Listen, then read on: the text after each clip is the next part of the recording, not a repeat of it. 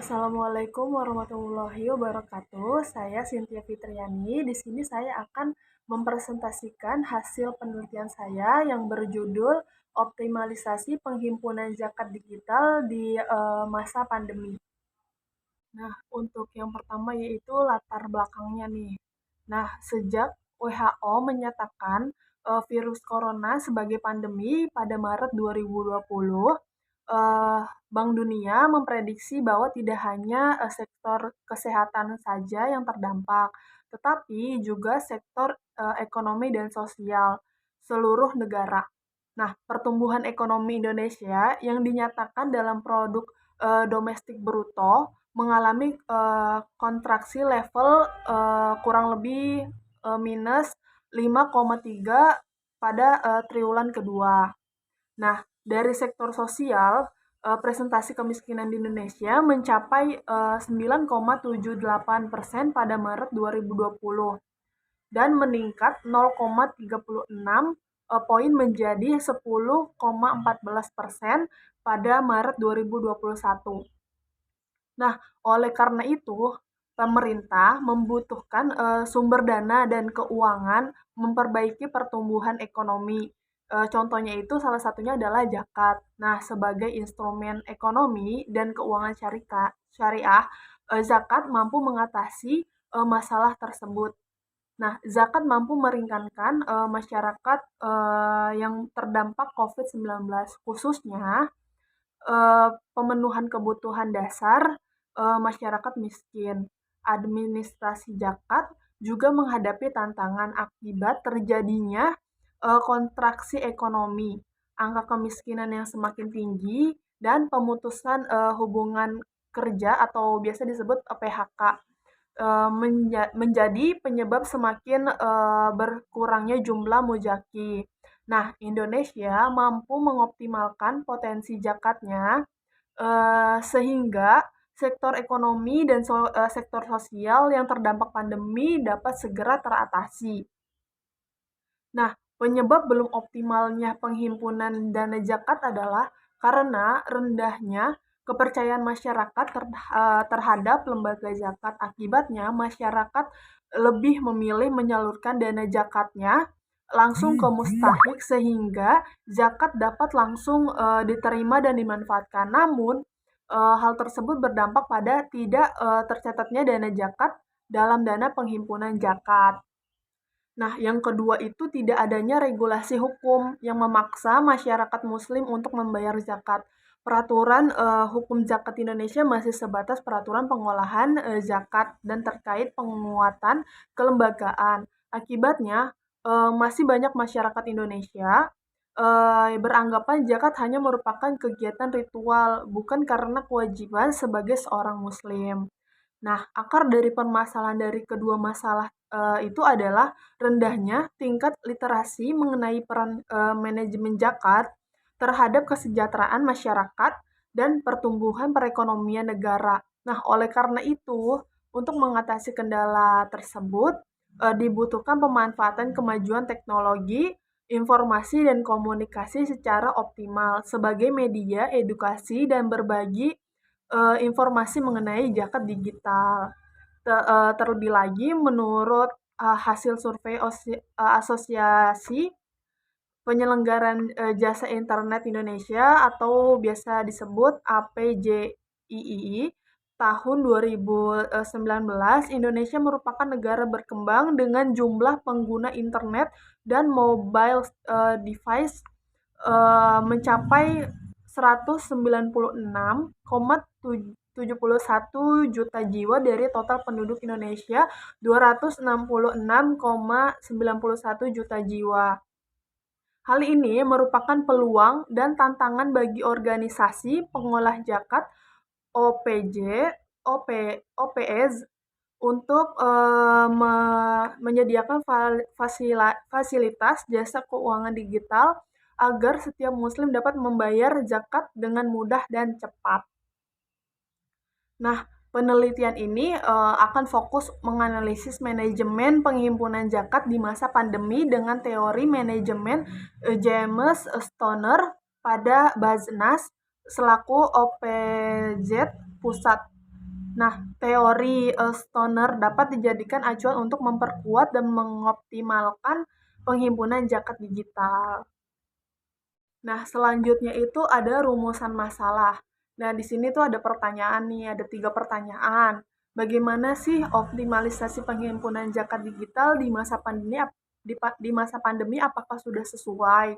Nah, yang kedua pertanyaannya, mengapa diperlukan optimalisasi penghimpunan zakat digital di masa pandemi? Nah, yang ketiga, bagaimana respon masyarakat dengan adanya zakat digital di masa pandemi?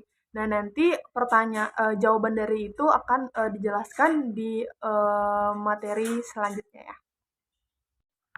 Nah, selanjutnya itu kerangka berpikir dan pengembangan hipotesis zakat. Nah, yang pertama itu pengertian zakat dulu nih. Apa sih zakat? Zakat merupakan ibadah yang juga terdapat unsur sosial ekonomi di dalamnya atau dikenal dengan istilah al-ibadah, al-ma'aliyah, al-ijtimaiyah. Nah, unsur sosial ekonomi yang dimaksud adalah zakat berperan sebagai instrumen yang mendistribusikan harta dari ekonomi menengah atas ke golongan menengah bawah untuk meningkatkan pertumbuhan ekonomi, mengentas kemiskinan, dan mereduksi kesenjangan sosial.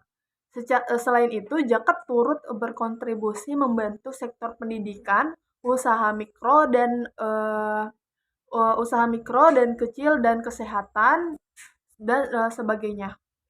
Agar potensi zakat dapat tercapai diperlukan kesiapan dan perencanaan yang matang, serta dapat dikontrol dan dievaluasi setiap tingkat pencapaiannya. Hal tersebut dilakukan agar pengolahan zakat dapat berjalan efektif dan efisien.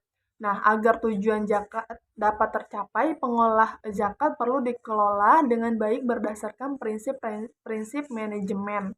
Nah, untuk yang kedua yaitu ada teori manajemen James Stoner. Nah, manajemen sebagai suatu proses sosial dan teknis, memanfaatkan sumber daya yang ada, mempengaruhi tingkat manusia, dan memberikan fasilitas untuk berubah menjadi lebih baik agar tujuan dapat tercapai.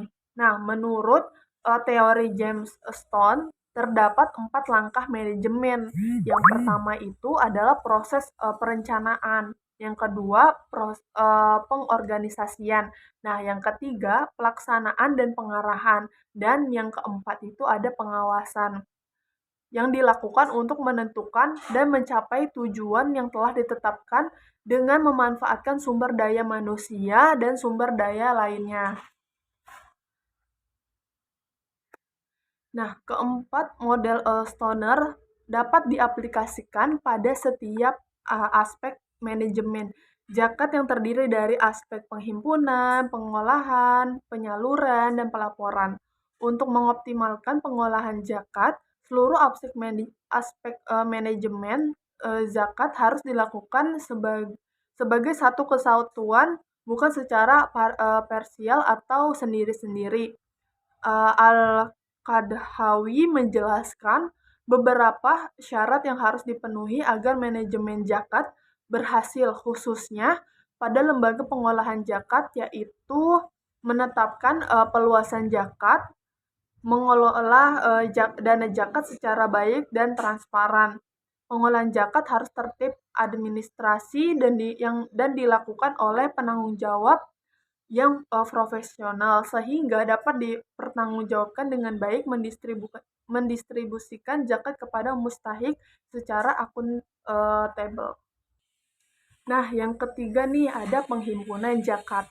Agar permasalahan dari rendahnya pengumpulan dana zakat adalah tingkat literasi masyarakat, maka akan fokus memaparkan manajemen zakat pada proses penghimpunan.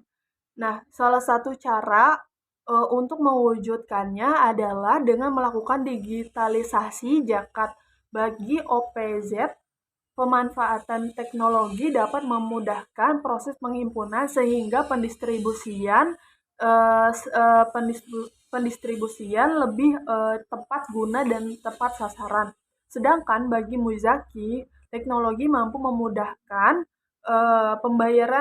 penyebaran informasi terkait pentingnya zakat dari berbagai perspektif ilmu pembayaran zakat sehingga pemantauan proses distribusi dana zakat yang telah diserahkan.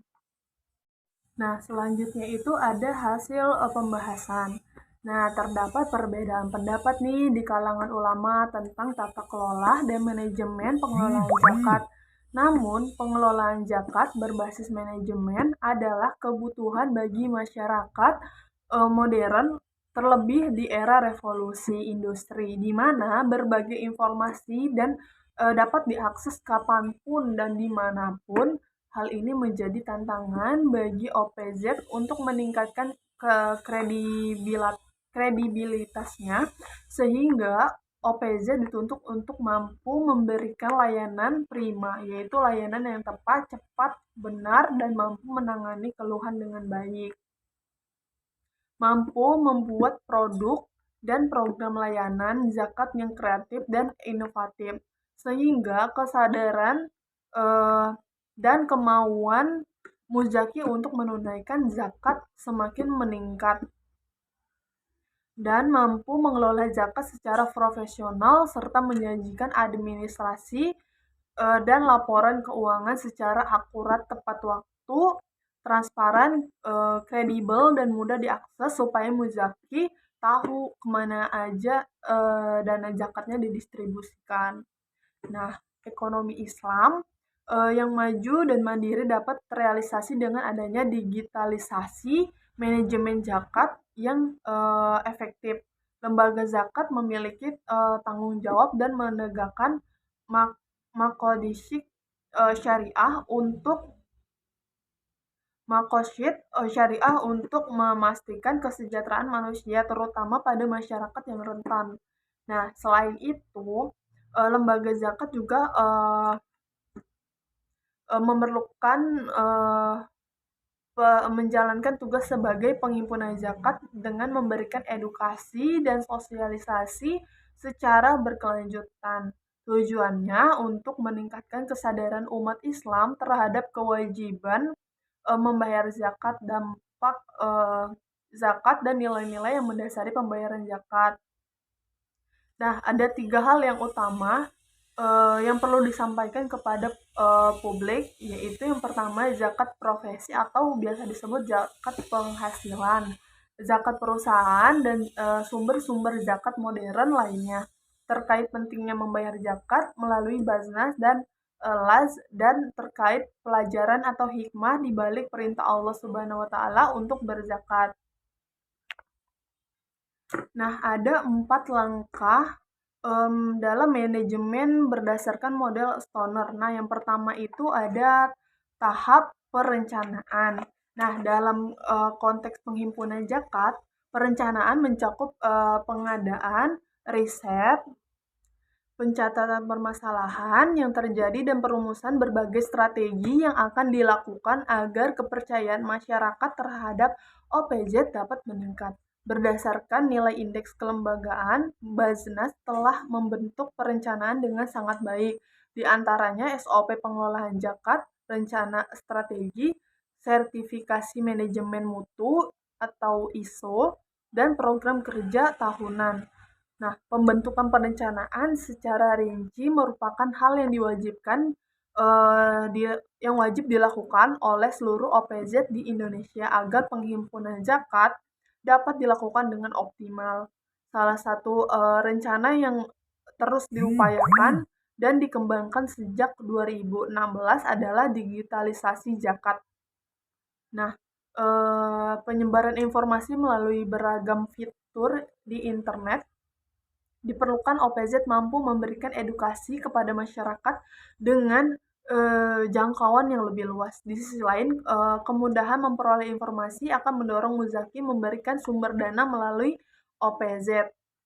Nah, Baznas menyatakan pengembangan teknologi layanan zakat berbasis teknologi informasi seperti finansial teknologi, blockchain, dan Internet of Things perlu dikembangkan oleh seluruh OPZ. Namun, pemanfaatan teknologi juga menghadapi tantangan, salah satunya kesiapan internal OPZ, karena akan terjadi revolusi manajemen zakat yang berdampak besar pada internal lembaga seperti peran amil dan data server zakat. Akan terjadi perubahan perilaku dan kebiasaan dalam masa adaptasi teknologi baru, sehingga biasanya masyarakat akan menolak inovasi tersebut. Namun di sisi lain, kebutuhan akan teknologi dan dalam kehidupan layanan yang unggul dan cepat, lembaga-lembaga zakat dituntut mampu menjawab tantangan tersebut. Maka, dapat dibutuhkan selanjutnya adalah sumber daya manusia yang mumpuni. Nah, selanjutnya yaitu yang kedua, pengorganisasian. Basnas sebagai OPZ pusat dan OPZ besar lainnya telah memiliki struktur organisasi yang jelas. Masing-masing divisi yang menangani penghimpunan zakat telah memiliki job description yang jelas dan dikerjakan oleh orang-orang yang kompeten. Kerjasama yang baik menghasilkan langkah pengumpulan dana zakat meningkat setiap tahunnya. Bahkan meningkat signifikan saat terjadi krisis akibat pandemi COVID-19. Nah, terdapat dua solusi yang diprioritaskan untuk meningkatkan kompetensi terhadap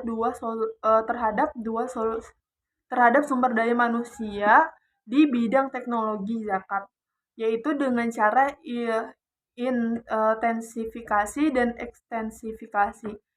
Intensifikasi dilakukan dengan mengembangkan kemampuan amil dalam menggunakan teknologi, sedangkan ekstensifikasi dilakukan dengan meningkatkan jumlah amil yang mahir di bidang teknologi.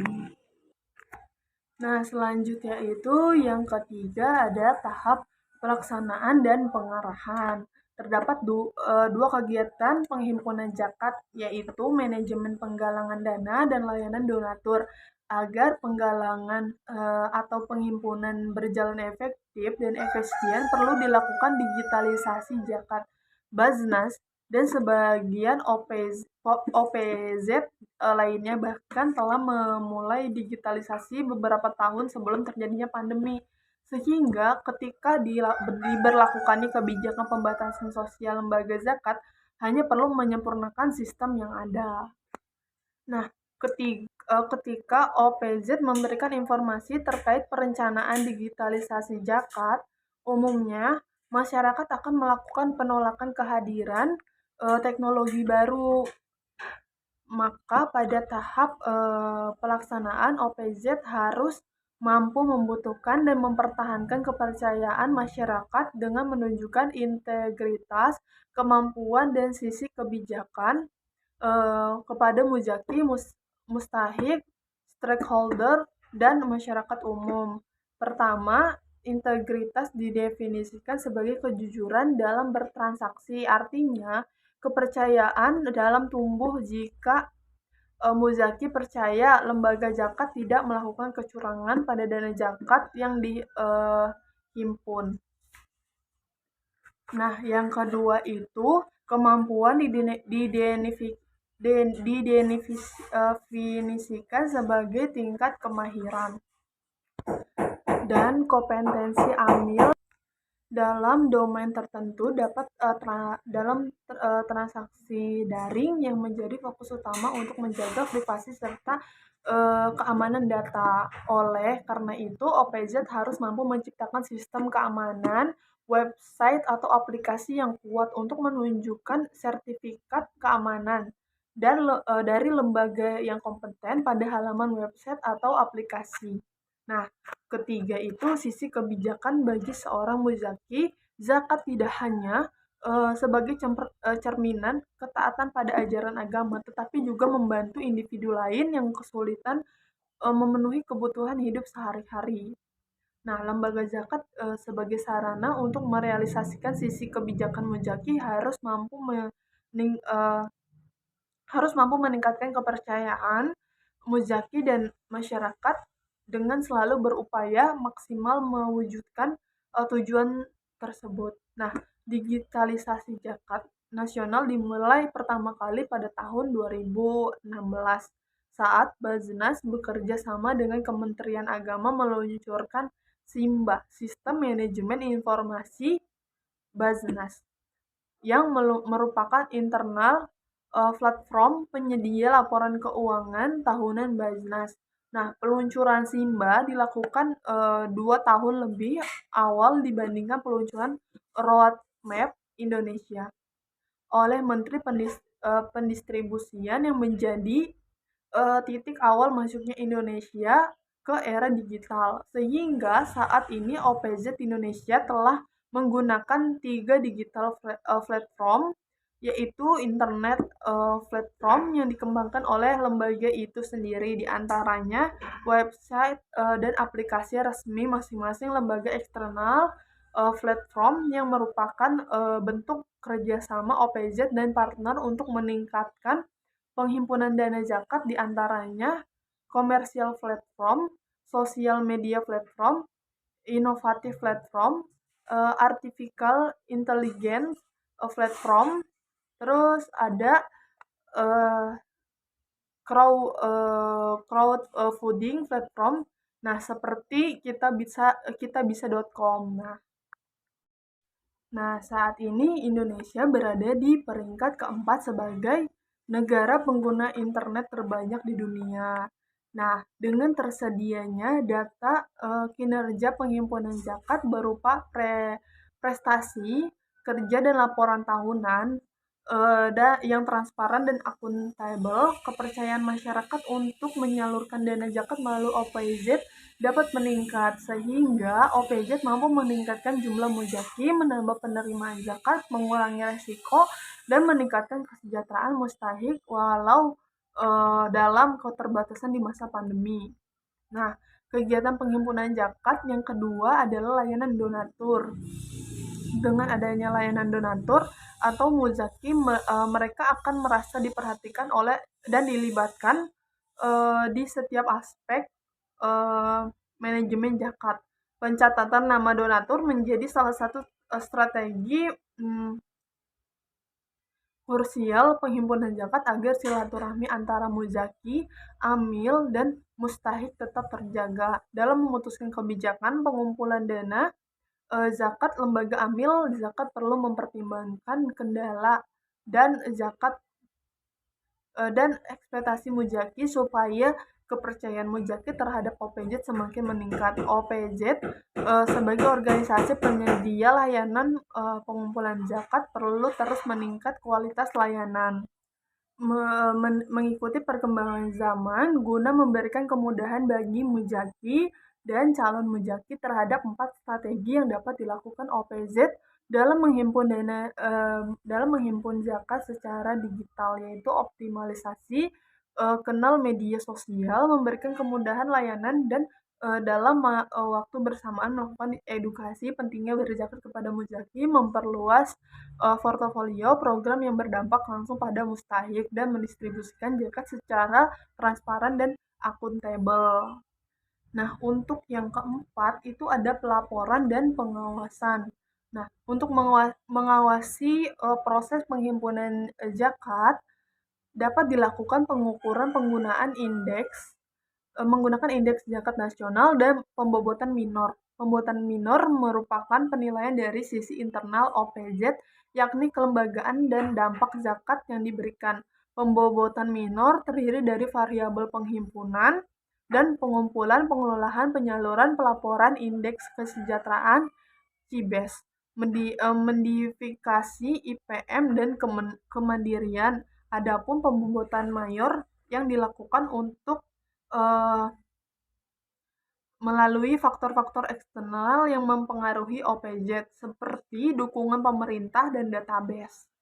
Pembobotan mayor terdiri dari variabel regulasi